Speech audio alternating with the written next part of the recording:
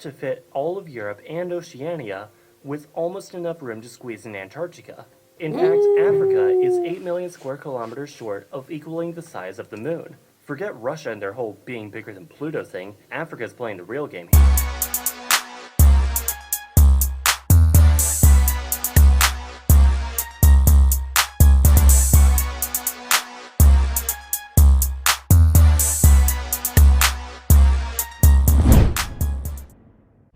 What's good, y'all? It's the Demouchets React, and we're back with another video. Who we got today, C? Today we are back with another American reaction. Yes. We're super excited about this video, guys. If you're new to us And we new to you, make sure you scroll down, hit that red subscribe button, and turn on the post notification bell because we're on the road to 50K. And we cannot get there without you guys, all right? Join the family. Without further ado, let's get into the video.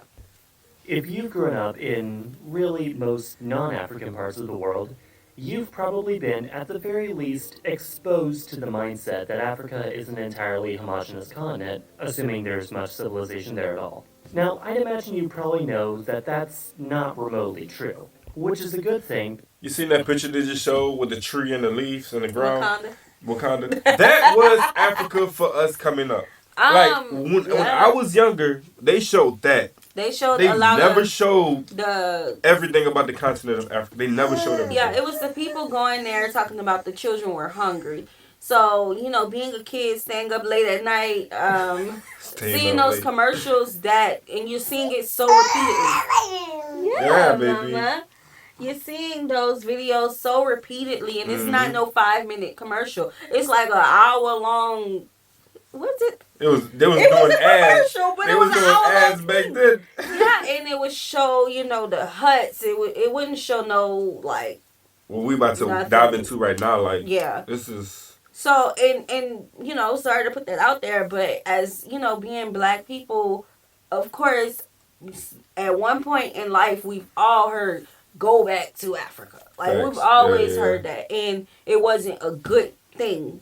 You know, they made it seem like it was a bad thing. So, you know, just going on this journey with you guys, you know, seeing the true Africa, the real Africa, is enlightening. And it's awakening for a lot of people who watch our videos. Yes. So, let's continue. Because this massive continent is home to a huge variety of different cultures that I think could use some time in the spotlight. First, check his channel let's out, get some guys. scale with this thing. Something we all probably already know, but that we don't really think about all that much, is just how big Africa is. Africa has a surface area of 30 million square kilometers, making it the second largest continent on Earth, behind, of course, Asia. Way larger than North America, and almost twice as large as South America. Normally at this point, I suppose I compare Africa to countries, like trying to fit as many Chinas and Russias as I can, but Africa is big enough to fit all of Europe and Oceania, with almost enough room to squeeze in Antarctica. In fact, Africa is 8 million square kilometers short of equaling the size of the moon. Forget Russia and their whole being bigger than Pluto thing. Africa's playing the real game here. Yeah. So yeah, Africa is way.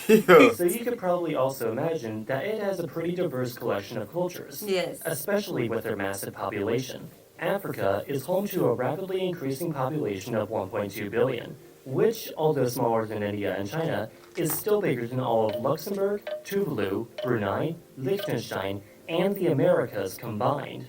Of course, probably the best way for us to tackle a subject like this would be to first divide Africa into some more bite-sized pieces. There are numerous ways to divide Africa, including poorly, but for the sake of this video, I'm going to go with the regions assigned by the African Union to better categorize its member nations: North, East, Central, West, and Southern Africa. So first we start in North Africa, and the countries of Egypt, Libya, Tunisia, Algeria, and Morocco, and possibly also Mauritania and Sudan, depending on who you ask. Also, no comments on the whole Western Sahara thing.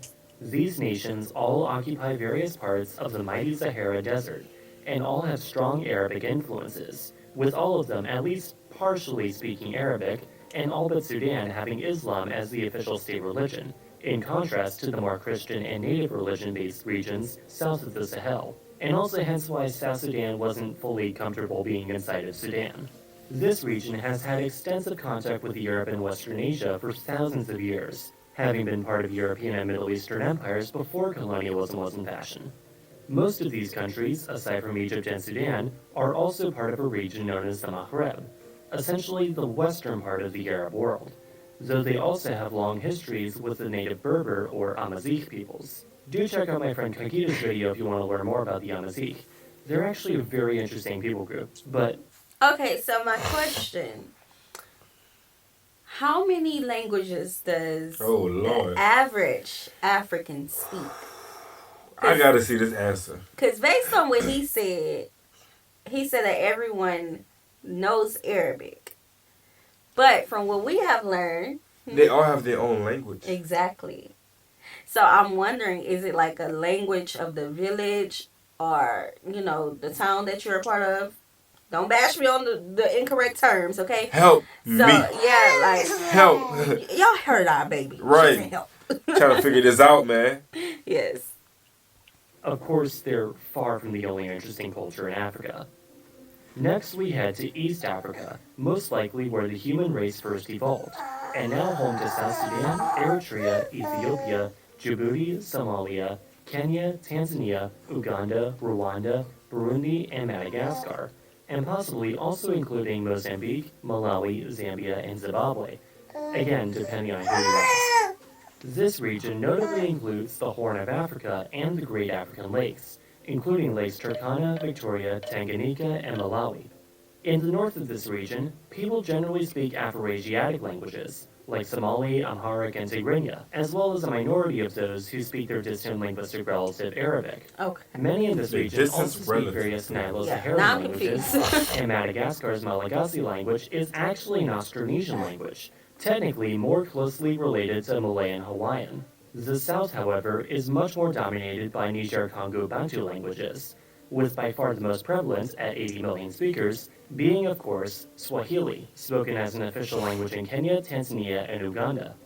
This area was also dominated by the Swahili city-states, who had lucrative trading relations all across the Indian Ocean.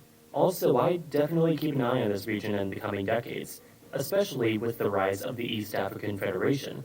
Check out this video from Atlas Pro for more information on that. In Central Africa, we have Angola, Cameroon, the Central African Republic, Chad, Dr. Congo, the Republic of the Congo, Equatorial Guinea, Gabon, and São Tomé and Príncipe, all members of the Economic Community of Central African States, or ECOWAS, with the addition of Rwanda and Burundi. Perhaps not too surprisingly, this region is primarily home to Niger-Congo language speakers, as in between the Niger and Congo rivers. Speaking of said rivers, this region is also home to the Congo Basin, itself home to one of the largest rainforests in the world. Oh, and check out this, Chad. And that is what I was going to talk about the rainforest. Yeah. Like, I have absolutely no experience with rainforests. But being from the southern region of the United States, it's humid. It's so I would love to know like how the climate is there. Like, how's the weather on a average day? Like, do y'all experience all seasons in one day? Or I would just like to know that. Is it like really foggy? Like, is it misty most of the time? That's my first time seeing image or a clip of Africa and it wasn't sunny. Right. So, East Lake. Let's establish some sick empires here, and also down in Congo.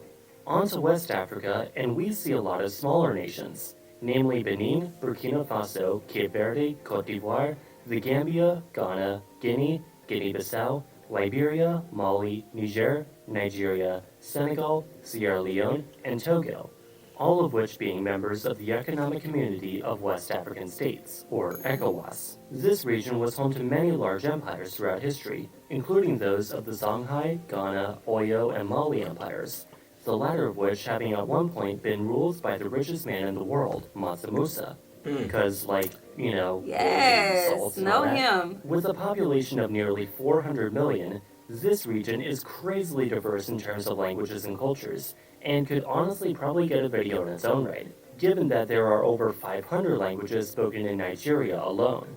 West Africa is also ecologically diverse, straddling the end of the Sahara Desert to the north and the beginning of the rainforest to the south, separated by a region known as the Sahel.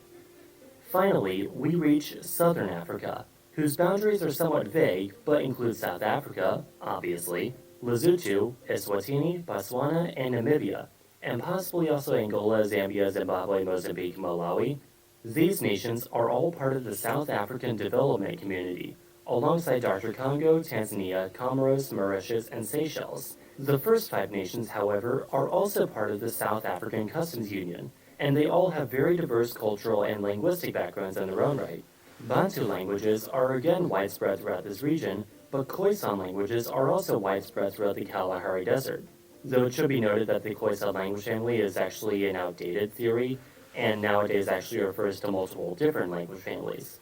Nonetheless, these groups, including mainly the Khoikhoi and the San, speak languages such as Zulu, Sandawe, Hadza, and Xhosa. They And speak yes, a lot of stuff. Yes. as these are in fact the famous clicking languages of southern Africa, more or less the only other kind in the world. So this was kind of a very brief basic overview of how diverse Africa really is.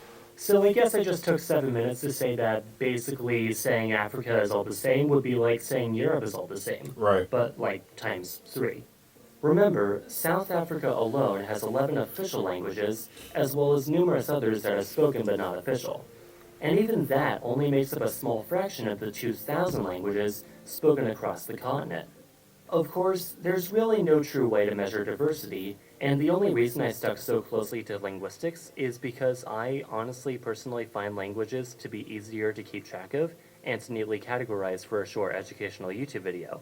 But do keep in mind that, art and religion are also things. Also, I intentionally left out European influences in sub-Saharan Africa since I wanted to talk about the native cultures.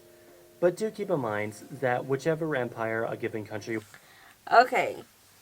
First of all, I'm going to need y'all to link below some good vloggers. African vloggers. I have to see what a day in the life is like. It doesn't matter whichever country that they are a part of.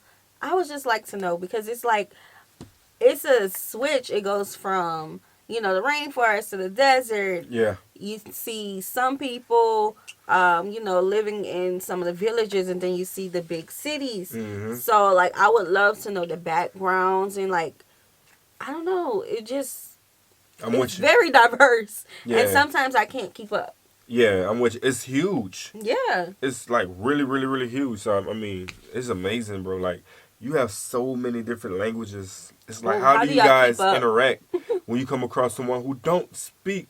Like, do you have a dominant language that you can all just communicate with, and then when y'all get home, y'all can really talk the language frequently that y'all use? So I want to know, was once under, has likely played a large role in everything from cuisine to governmental structure to which language you should probably learn if you want to travel there. Basically, Africa is crazy diverse, and lumping it all together as one homogeneous landmass isn't really a good way to think about the place. Thanks for watching. If you enjoyed this video, please give it a like and share it, and do please tell me if you want to see more of these series in the future. awesome, man. Yes, very awesome. Always good to learn more about Africa. We hope you guys enjoyed this video with us. Like this video, subscribe, turn on the post notification bell. We have enabled our super thanks if you like to support the channel that way, as well as our mailing addresses in the description box below. If you would like to become a VIP member, all you have to do is hit the join feature for more information. Simple. We'll see you soon. Peace.